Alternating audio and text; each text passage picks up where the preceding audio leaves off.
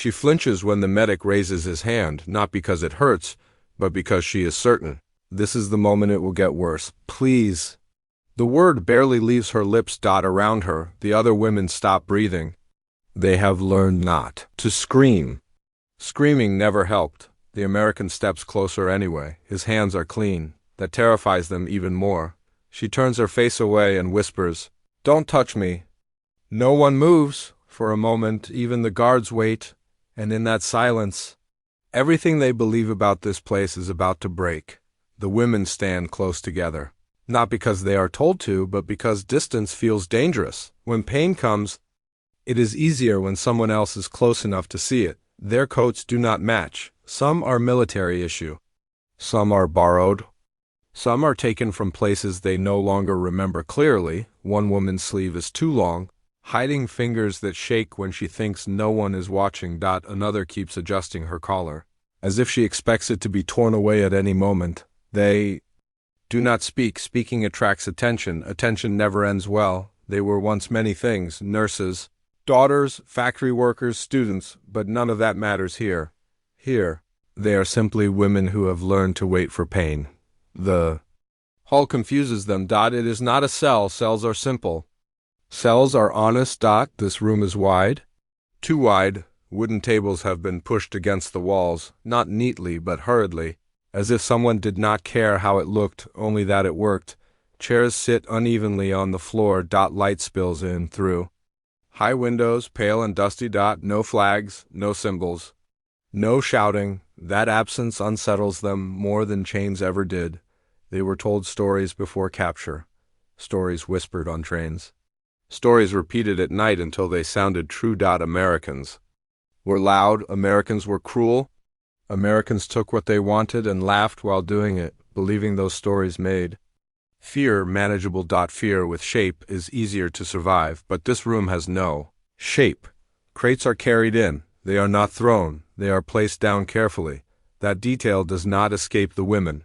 Metal clicks softly as lids are opened. Inside, instruments rest in cloth. The faint clink of steel against steel ripples through the room. Several women step back at once. Instruments mean procedures. Procedures mean restraint. Restraint means pain that cannot be refused. A woman near the wall presses her lips together, so tightly they turn white. Another closes her eyes and counts her breaths, the way she learned to do when screaming only made things worse. No one is dragged forward. No one is pointed at. No one is commanded. That makes it worse. Choice feels like a trick. An American kneels. He chooses the woman closest to him, not the weakest, not the youngest. That matters. When his hand moves toward her wrist, she recoils violently. The chair scrapes backward. The sound echoes through the hall. Everything stops. The guards freeze.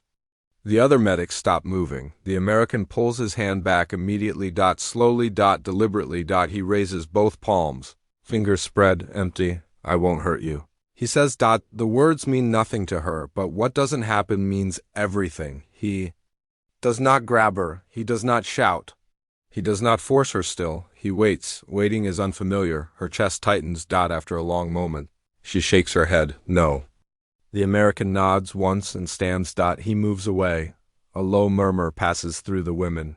Not sound, but awareness. Something has just happened that should not have happened. Another woman moves before she can stop herself. The motion surprises her as much as anyone else. Her hand is wrapped in cloth so old it has become part of her skin. It smells wrong. She expects mockery. She expects disgust instead. The American's face changes. Not pity. Concern. He gestures before touching. Asking. She hesitates, then nods. The cloth is cut away slowly, carefully, as if the skin underneath might shatter when it is exposed. Several women gasp. The wound is angry, swollen, infected. Old. Neglected. The American exhales through his nose. Not frustration. Recognition. He cleans it. The liquid burns. She gasps once, then clamps her jaw shut. No one scolds her. No one tells her to be quiet. That almost breaks her. Another woman is called. She does not move. Her legs lock. 2 women beside her whisper urgently. She shakes her head, panic rising too fast to control. When The American steps closer. She panics fully. Please, don't touch me. The words come out in English. Clear. Sharp. The room freezes. The American stops instantly. He lowers his hands. I won't, he says. Then, slowly, he gestures to her arm. Not demanding. Asking. Her eyes flick toward the guards. They do nothing. She nods. Once. Barely. When her coat is removed, the truth appears. Deep bruises layered over older ones. Swelling that never healed properly. Skin stretched tight from exhaustion and untreated injury. This is not fresh. This is what survival looks like. The American does not comment. He works quietly, explaining with gestures. She watches his hands without blinking, waiting for pain. It never comes. Her eyes burn anyway. She turns her face away so no one sees. When she returns to her seat, the women stare, not at her arm. At her face. Something has changed. Fear is still there, but it is no longer alone. Hope has entered the room quietly, like a draft under a door. And hope is dangerous. Hope changes how people behave. Behavior gets noticed. The Americans continue, one woman at a time. No. Rushing. No raised voices. Fear. Pause. Care. Fear. Pause. Care. The rhythm becomes predictable. That alone feels impossible. By the time the last crate is closed, something heavier than fear settles over the women. No. One has been hurt. That realization is terrifying. Because now they must decide what it means. And what it might cost. No one speaks. When the Americans step away, the door does not slam. It does not echo. It closes quietly. That quiet lingers longer than any shout ever did. The women remain seated, their bodies unsure what to do without instructions. Muscles stay tense, waiting for the correction that never comes. A few seconds pass, then more. Someone exhales. The sound is so small that it surprises everyone. A woman near the wall lets out a single laugh, short, sharp, broken before clapping her hand over her mouth in fear. Another woman begins to cry, not loudly, not dramatically, just enough for her shoulders to shake. No one moves to comfort her. They are not sure comfort is allowed yet. That night, the camp does not sleep. Bandages itch, wounds throb differently than before, not sharper, but louder, as if pain has finally been acknowledged. A woman unwraps her arm, just enough to check. The cloth is clean. Still clean. She presses it back into place as if afraid it might disappear. Across the room, someone whispers a question into the dark. Do you think they'll come back? No one answers. Belief is dangerous. Belief makes disappointment sharper. Better to wait. Waiting they know how to do, lying on a thin mattress. One woman stares at the ceiling and tries to remember when she stopped expecting kindness. She cannot find the moment. It did not happen all at once. It happened in pieces. A door not opened. A question not answered. A wound ignored. Kindness does not disappear in a single act. It erodes quietly. That is why today felt so loud. The next morning arrives without ceremony. The women wake to the same gray light. The same smells, the same hunger. Everything appears unchanged. That makes yesterday feel unreal. A woman flexes her fingers slowly. The stiffness is still there, but less. She presses her arm against her side and winces, still pain but controlled. She looks around to see if anyone else noticed. Everyone. Did. No one says anything. Footsteps echo in the hall. Not hurried, not heavy. American boots. The women tense. Instinctively, bodies remember faster than minds. Someone whispers, "They're back." Chairs scrape as people straighten. No one is told to line up. The Americans enter the room exactly as before. Same medics. Same quiet. No guards shouting orders. No rifles raised. The familiarity is unsettling. If yesterday was a mistake, this would correct it, but nothing corrects. A medic nods to the group. A simple greeting, not loud enough to be performative, not soft enough to be secret. They begin again. One woman at a time. A feverish woman is guided forward. She is barely aware of her surroundings. Her skin burns beneath the medic's fingers. A second. American appears with a blanket. It is placed around her shoulders without hesitation. No one asks permission. No one yells. The women watch closely. This is different. This is urgency without cruelty. The medic checks her pulse. Frowns. Speaks. Sharply, but not angrily, to another soldier, supplies arrive. Hands move faster now. Still careful, still restrained. The woman's breathing evens out. A sound passes through the room that might be relief. The women exchange looks, not smiles, something quieter, a shared realization that none of them say out loud. They are not pretending. Pretending requires an audience. This is too private for performance. That thought scares them more than fear ever did. Woman with a bandaged leg hesitates before speaking. Her English is fractured. Learned from books and half-remembered conversations. Why? She asks. The medic pauses. He looks at her, really looks at her. Not her uniform. Not her nationality. Her. Because you're hurt, he says. Nothing more. No explanation. No justification. The simplicity lands heavier than any speech. After that, the room feels different. Not safe, but less hostile. The women begin to sit straighter. They look up sooner when spoken to. They begin to whisper to each other again. About ordinary things, weather, food they remember. Small jokes that almost feel wrong. A woman removes her bandage when instructed and does not flinch. Another asks. Softly, if her wound is healing. She does not apologize for asking. That matters. Guards notice the change. They say nothing. Orders remain the same, but something intangible has shifted. The women walk differently, not defiantly, but with less collapse in their shoulders. Hope does not make them brave. It makes them curious. Curiosity is dangerous in a camp built on fear. One woman folds her used bandage carefully and hides it in her coat. She does not know why. She only knows she cannot throw it away. Another woman keeps touching the place where the medic held her arm. Not the pain, the memory, she tells herself. She is being foolish, that this changes nothing. And yet the medics continue to return.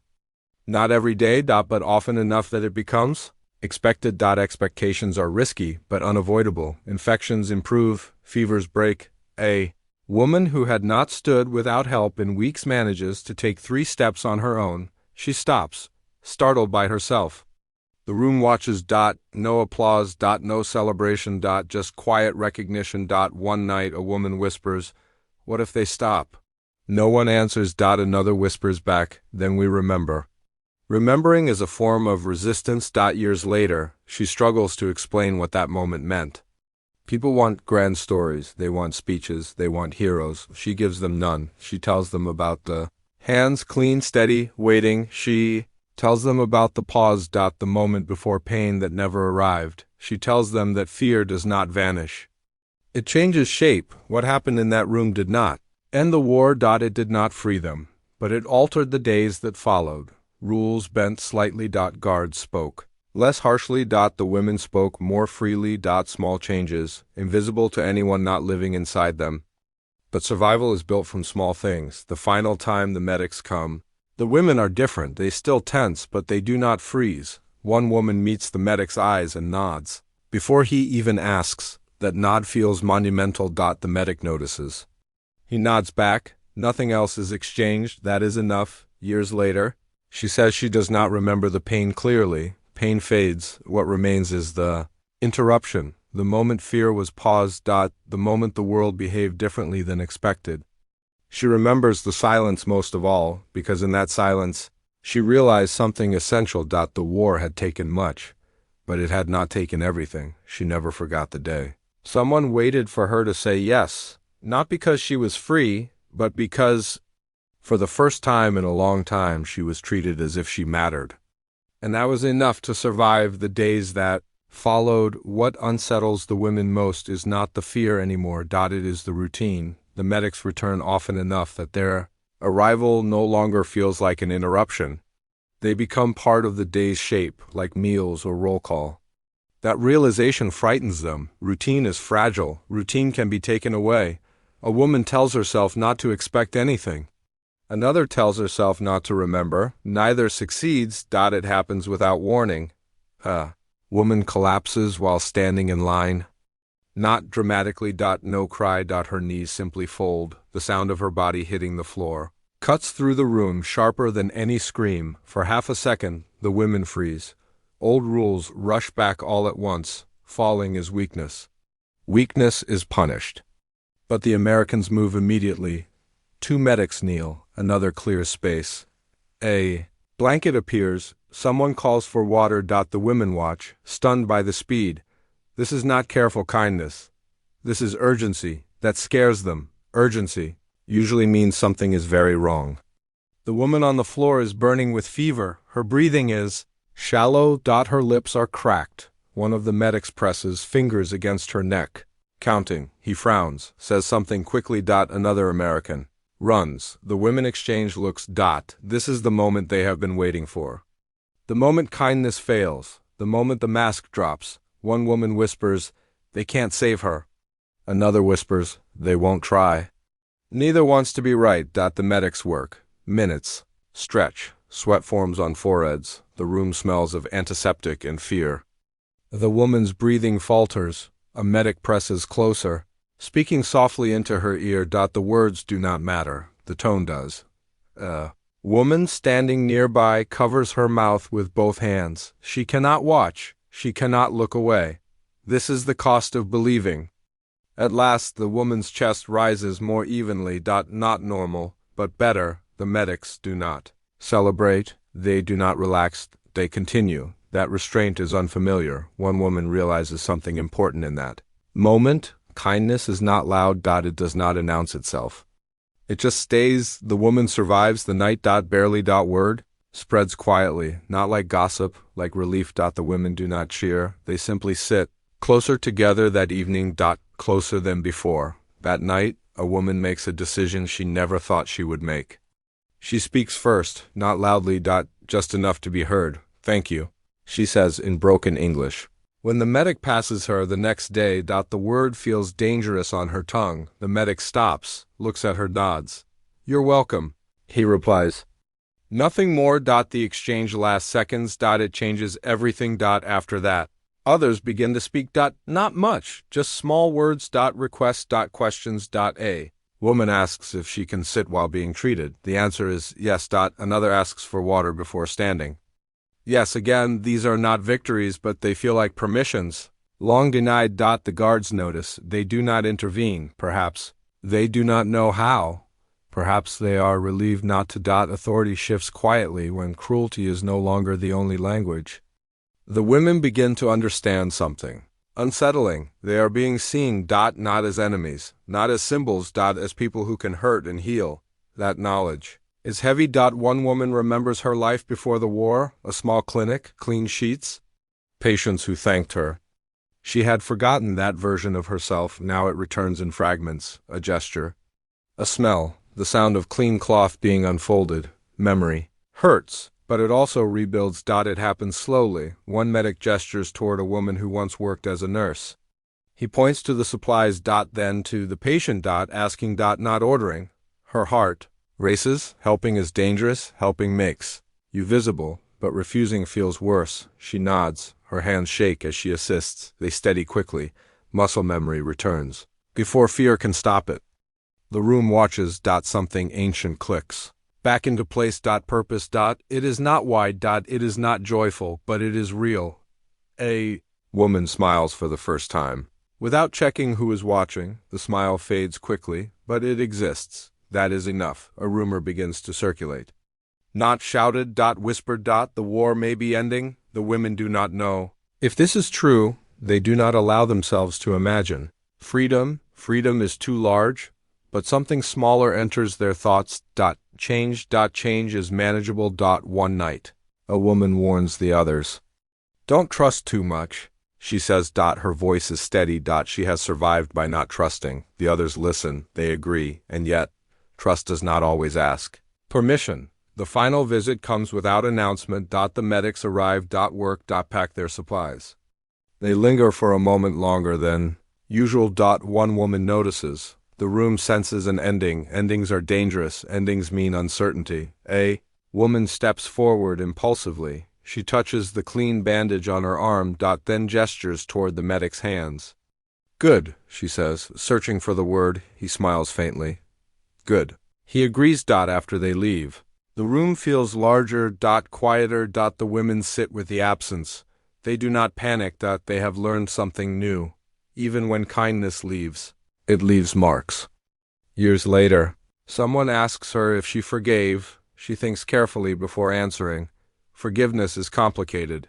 She says this instead: I learned that fear can be interrupted. The person does not understand. That is fine. Some truths are not meant to be shared easily. What stays with her is not the pain, not the hunger, not the fear. It is the pause, the moment a hand stopped and waited. That pause taught her something the war never could, that even in the worst places, rules can change if someone chooses to let them. She survives, not because the war ended, but because once someone treated her suffering as something worth stopping, and once that happens, survival becomes possible.